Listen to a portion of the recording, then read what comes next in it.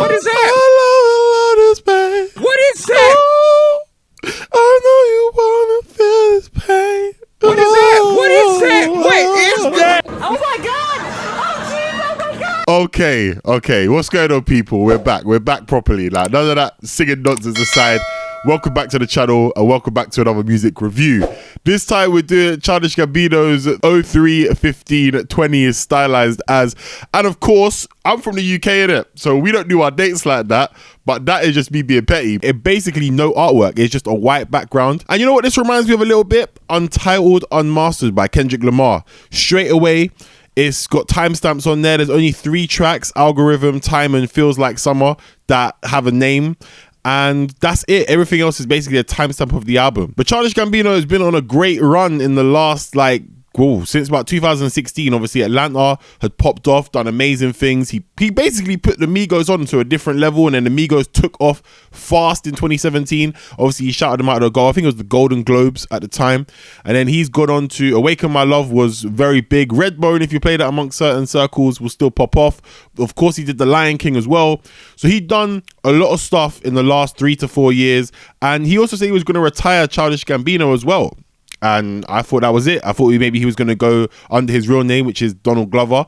But he's back with another tape as Childish Gambino, and this is what we have right now. This one's slightly different because I kind of had heard a lot of these songs, if not pretty much the whole album, last week, but it's been officially released for everybody this week. The whole album feels absolutely spacey. It feels like a robot. I don't know, it feels weird. It's a different type of vibe from Childish Gambino, but then we have to remember this is coming from the guy who made Because the Internet and basically had a screenplay with that. So we've seen Childish Gambino come with something different before. Throughout the whole breakdown, we're getting like social commentary across the whole of life right now. And as everyone's inside because of coronavirus and different things, people can use this album if they like Childish Gambino and reflect on themselves. For example, on Algorithm, he basically says, I'm going to read it directly, supercomputer status, walking along the streets, everyone's an addict, stumbling concrete, what's the motivation, constant communication, everyone when they get chose like Moses, and it goes on and on. But basically he's talking about, you know, at the same time everyone's trying to be communicate with each other, people kind of want attention, everyone want to be the chosen ones, etc, etc. And the common motifs and commentary around the world continues to flow throughout the album. So we get to the third track, which is called Time. Now on the one I had last week, it said Ariana Grande was the featured artist, and that would have got a lot of people talking. Well, in this official version, 1, she's not credited, which is a mad thing. 2, on top of that, she's not on it at all anymore. Apparently it's an Australian artist called Sarah Aarons, I want to say that correctly. So we see a difference. We see, like, you know, little switch ups here and there, but Sarah Aarons does deliver on the track quite well with her very calm voice. There's like, it's not powerful, it's not screaming, oh my god, it's outrageous, but it fits in nicely with this robotic theme that we get. And like I said, with Childish Gambino in this whole tape, it's very much, you know, a weird situation because we're seeing him kind of asking questions and posing stuff at the same time as kind of proclaiming different things. So we get this kind of contrast here with examples such as 7 billion people trying to free themselves, said a billion prayers, trying to save myself, I can't see it coming, but it's moving fast. Maybe all the stars in the night sky are really dreams. Maybe this whole world ain't exactly what it seems. Now, I'm not gonna lie, that one is fitting for the time we're in right about now, you know, because everybody's moving lost right now. People be panicked by it, people be moving mad. I don't know why Childish Gambino is coming through like he's some sort of prophet, just telling everyone, listen, maybe it's not exactly what it seems. Relax, calm down, chill, you know what I mean? But listen, so far, whilst the lyrics are going through, you kind of get lost in the whole sound. And this song's about 6 minutes long. It's a long song, but it doesn't feel like that. It doesn't drag, it doesn't feel long. You enjoy it and you move on, do you know what I mean? So the next track is officially called 1238. Now, on the other version, it's called Vibrate, and it had 21 Savage and SZA on there. Now, on the version I had last week, there was 21 Savage verse. There was a 21 Savage verse on there. Now, when I first heard this one, I was thinking to myself, this sounds exactly like You a Bad Girl and Your Friends Bad Too. That first little bit before the actual song takes off. I think that's with what, Beyonce and J. Cole's on that one as well. So, I mean, it sounded like I was like, oh, are we going to get like a remix? But obviously it doesn't take that direction. With this particular tune, we get like a very comical side of Childish Gambino. He's always having a chat with himself on the tune, like as we're listening to it and we're just kind of going through. It's a bit like a monologue. she said, eat this psilocybin, I'm gonna be right back. I'm like, hey, I don't know what psilocybin is. And then ad-lib comes through. No, this better not be no Molly. She just laughed and closed the door. So we're kind of listening to a story, but it's almost like he's talking to himself and we're just there. We're like third person bystander watching this event unfold. And I do like the fact that he opens it up, and we haven't seen that with that many artists in like recently. So I'm glad he showed us that. And then 21 Savage comes through, and I'm not gonna lie, yeah, shout out to 21 Savage. That's Britain's finest right there. That's the UK's finest. That's London's finest right there. And I'm telling you, like, obviously this is an experimental R&B track. I'm not expecting the most from 21 Savage like that, because it's not really his lane, but it works. And yeah, man's talking about being on a private jet eating Popeye's chicken and all that, and I'm just like, all right, fair enough, you do you, bro. But it's a good song, and it's probably my favorite as of the point. And maybe it's because I'm looking at it from a perspective that this one would get played more than the others, but probably one of my favorite tracks off it so far. 1910 is talking about, you know, the world looking at black people differently. And he's talking about, you know, his dad speaking to him when he was like 6 years old, breaking stuff down, telling him the world's design is very different. You know, it was there. I think you're a good kid, but, you know, people might not see it like that. And he does break that down throughout the whole song. And I feel like with Childish Gambino, in the past, people have looked at Childish Gambino like a white rapper. And it's only within the last 4 or 5 years that people have, you know, accepted Childish Gambino's style and what he does and be like, okay, this is black music, especially since like Awaken My Love Atlanta Times 2016. Because I did do a video on it where like Charlamagne The God was like cussing man out and stuff. And I'll probably leave a link so you can see that for yourselves. But Childish Gambino has come a long way, and you know, he's become kind of like this generation's woke rapper, like the guy who's woke with it, the guy who talks about this stuff. And to see that and to display it in songs that are, one, a good song, but two, the message is clearer for people to see, it's executed very well. I can't lie to you. What I do like is the fact that he's talking about, you know, people are going to capitalize off, you know, black culture, hip hop and stuff, and other elements and aspects of, you know, the culture, whether that be in America, whether that be in the UK, whether that be in Europe, around the world, whatever. But I like the way it's broken down and explained for people to be very simple, very easy. You get it. If you don't, well, that's your fault, innit? You know what? So far, I haven't heard a song off this tape that I don't like, and I'm like, oh, I'm not gonna play that. It feels right now like a good body of work, like where it's maybe something that you have to listen to as a whole to, you know, get that experience. But I'm enjoying it thus far. 2419 is the next track that we get, and this one is basically him talking about all the stuff that, you know, a former lover, maybe a current lover, who knows, has done for him. It definitely is more of a stripped back, less robotic sounding track off the tape. It doesn't sound as like, obviously a lot of this stuff is probably live instrumentation. He's working with the guy who he basically worked on with like Awaken My Love and Redbone, which is, I believe his name is Ludwig Gunnarsson. I remember speaking to one Swedish girl, and you know how it's like Larsson, that's how we'd say it. Apparently it's Larsson, so I'm assuming it's Ludwig Gunnarsson, and I'm hoping I'm saying that right. If not, it's an L, but we move on. But that's pretty much the halfway point of the whole tape. And to be fair, the first half is good. It's only 12 tracks. It's not even that long. It's just each track is long. But I feel like if he gave us like 20 tracks and they were all like 5 or 6 minutes long, this would be jarring as fuck. But because it's not that, and because he's just coming through nice sounding songs, lyrics, messages are actually meaning stuff, it's hitting, I'm not mad at it. 3222 is a weird one for me, because as I'm listening through to this project as well, I'm kind of getting Yeezus, Kanye West vibes.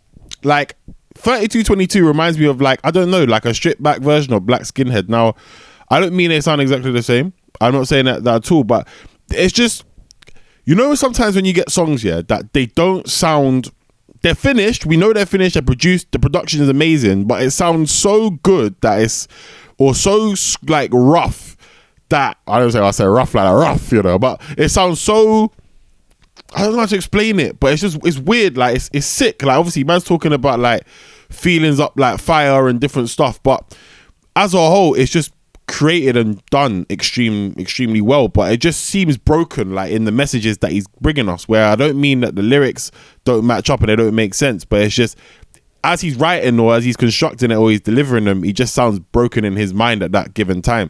If you think I'm chatting shit, I don't know. That's how I'm feeling right now. That's the vibes I'm getting from this. Maybe because we're going into like the second half of the tape, maybe he's showing us something different in it. Maybe he's trying to show us a different side of what's to come, and maybe that's basically what it is. But I don't know, innit? I mean, it was a good song. It was one of them like energetic hyper songs, and maybe we've gone back to the random access machine again, the RAM. But yeah, I mean, it's a good song nonetheless. 3531 for me is almost like Childish Gambino's closest version to country that we're gonna get, you know what I mean? It's like the closest we're gonna get, definitely 100, because like, little foot, big foot, get out the way. And I don't know why I'm saying it like that in a weird way, but you know, it literally is what it is. Really and truly, like, it sounds like something I'd hear on a farm though. I ain't gonna lie to you, man. It sounds a bit bad, but I like it. Like, I just don't know what to say. 3531, aka Littlefoot, which is what it's called as well.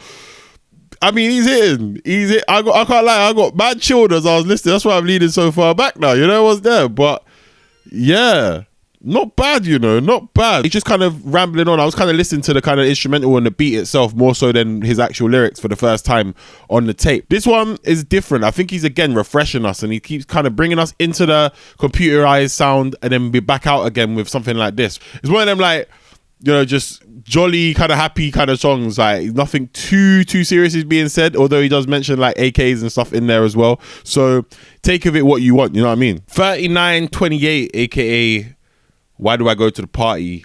I ain't gonna lie to you, I listened to that a good few times because I was trying to, like, I feel like with Childish Gambino is there's the main message, like, you know, the top layer message in the lyrics, you know what I mean, the ones that you take at face value. But then you get these other messages that are like completely different and they're hitting you in a different way. And I'm just kind of thinking to myself, yo, like, what is going on here? Like, and yeah, I actually enjoyed it. You know, there was there. Like, I got nothing to say about that one. Still, I got nothing to say. I just got to keep moving. Let's get to the next tune. I mean, the next one we'll skip as well because we've heard it. Feels Like Summer. Great track. I think when he dropped this, he had Summertime Magic that came out as well. And for me, it feels like something was a banger in it, and obviously had the video with him walking down the street, and you see all the hip hop artists that were popping at the time. And then we got to the point where Summertime Magic came out, and I kind of wish that was on there. I don't feel like it fits the theme as much as Feels Like Summer does, but at the same time, it did have like that kind of robotic synth sound that we're loving and appreciating on this tape thus far. But yeah, let's not lie, like Summertime Magic, it slaps, but Feels Like Summer was the bigger song out of the two. So I understand why that's on here and maybe Summertime Magic is not, but we're slowly winding down. Let's get to the next track. So The Violence is basically another one of those tracks where you seem to kind of get lost in your own kind of thoughts as you're listening to it. And obviously the kind of main point that keeps getting stressed is like, don't worry about tomorrow, the violence. We then get into a breakdown about love, like the kind of concept of love with Childish Gambino and his son Legend as well. Shout out to Legend Glover. So I mean, it's different and it's more of a zone out kind of track. You're not kind of like lost in it, and you are lost in it. And yeah, man, it just puts you in a different headspace. Like, I feel like, obviously, this came out on a Sunday, innit? You know what I mean? And I feel like it came out at a perfect time. Sunday, everyone's indoors. They got to do what they got to do. And this is kind of like showing people, like, you know, don't worry about tomorrow, the violence. And obviously, hopefully that's a good thing, not a bad thing. But I don't even know, you know? That's what I'm saying. Like, right now, I'm lost as well, just as much as everyone else seems to be in these like songs. Like, do you know what I mean? Like, even in the song itself, it says, cut him up, any gang, they're the same. So what I'm getting from that is that violence is universal. Doesn't matter who it's to, it's a universal violence outright. I'm hoping that I'm correct with that, but I feel like I need to listen to this album a little bit more to kind of understand the full messages. It's still very early. So the final track off the tape is called Under the Sun. And when you first hear it straight away, you get Anderson .Paak vibes. Heavy Anderson .Paak vibes. But he's basically just rejoicing about life and family and stuff like that. And he did do that on Stand Up Tour, which is on Awaken My Love as well. So make sure you go and check that out. There is love. So yeah, we get to the end of the project, and we get like a mad embrace from Childish Gambino as a whole, just enjoying life, enjoying himself, enjoying what he's done and how he's impacted the world. So shout out to him. And I feel like it was a nice way to end the actual album itself. But overall, very experimental album. We get jazz elements in there, we get funk, we get R&B. 21 Savage came through and done well. I believe the female other singer was Sarah Aarons. I think that's what I said earlier. She delivered. I think as a whole, if this album, me personally, would I be listening to this like single for single in I don't know, like 6 months time, maybe not, but as a body of work, if it whacks on, maybe if it comes up on shuffle, you're gonna go back and play the whole thing again, and you're gonna deep it. It's something that I'm personally gonna probably go back through and listen to again myself, but it's definitely been a journey. And for albums that have come out that are not necessarily, you know, your standard hip hop or trap bangers, this has definitely been my favorite one so far. I'm not gonna give it a score out of 10, but it was very good and it was very enjoyable. So I'll see you guys again sometime soon. If you like what you heard and you like this whole review, make sure you leave a like and subscribe. And if not, then let me know why, so I can improve on these reviews, because I'm still trying to get used to the whole YouTube thing myself, you know, like, you know what I mean? It's a different journey. It's not the same journey that I'm used to, but we're going to make it happen either way. Anyway, I'll see you guys for the next review sometime soon. Peace.